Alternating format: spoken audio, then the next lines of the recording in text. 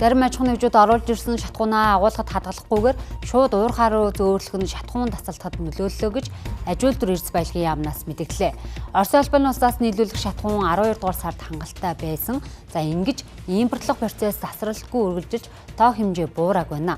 Аж ахуйн нэгжүүдэд агуулга сав барихтан засгийн газар дэмжиж 17 орчим хүүтэй зээл олгох зохицуултыг улсын хурал баталсан ч бодит байдал дээр жолооч нар шатхуунаа авахаар дугаарлсан хэвээр байна.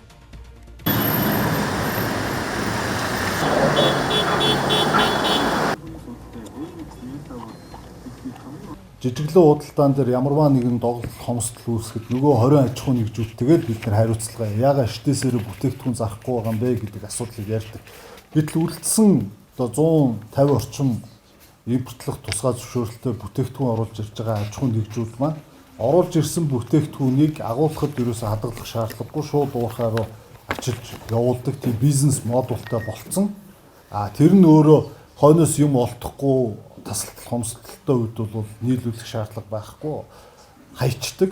Нөгөө жижиглэн дээр үүрэг хариуцлага хүлээгээд ичтээс ажиллуулж байгаа аж ахуйн нэгжүүдээр үлцэн ачаалал маань үүсдэг.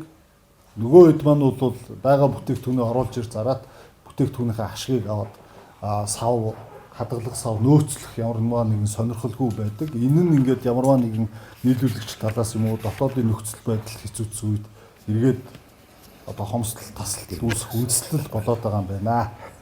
А92 дээр бол үнэхээр бас орж ирж байгаа хэмжээ маань хүрцэхгүй. Тэгэхдээ энэ ирэх нэг 2-3 өдрийн зайтай импорт бол эрс нэмэгдэхээр байна. За бид бол Орос улбаны улсын талтайгаа байнга ярьж байна. 95% маань нийлүүлдэг айл штэ. 95% маань нийлүүлдэг айл. Үлдэж байгаа 5% бид бүгд нь хятадд усаас авдаг. Тэгэхээр бид бол хувийн хвшлүүдэд дэмжих замаар хөнгөлтөө зээл гаргаж арилжааны нөхцлөөр зээл өгч заримд нь бас төрийн хэсэгтээ бол хөнгөлтөө зээл гаргаж шатхууны савыг төр болон хувийн хвшлийн хамтын ажиллагаагаар нэмэх хэрэгтэй байна. Ядаж нэг сарынхаа хэрэглээний нөөцийг хадгалж чаддаг савтай болчмоор. Тэгээ нэг сарын хэмжээнд бид нар доголдоход ядаж нэг даваад гарах хэмжээний нөөц сав багхгүй байдаг шүү дээ. Энийг хийн. 22 жилдээ бид нар хийх гэж хууль гаргацсан. Монгол банктай журмаа тохирчсон аж ахуйн нэгжүүдээс хүсэлт авсан байж байна. Одоогийн байдлаар аж ахуйн нэгжүүдээс 430 гаруй тэрбум төгрөгийн зээл авъя гэдэг хүсэлтээ өгсөн байна. Нийтдээ нэг 100 гаруй 200 орчим мянган тонны сав барина гэсэн ийм зорилготой байна бид нар.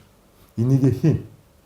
За, дөрөвдүгээр асуудал бол юу гэхээр улсын хэмжээнд шатхуунаа бүрэн хяндаг хяналтын менежментийн энэ цахим систем бидэрт алга. Аль шатхуун тэргүүх станцт нь ямар шатхуун байгаад өгж байгаа юу гүй гэдгийг бид нар мэддэг ямар ч тогтолцоо бидэрт алга.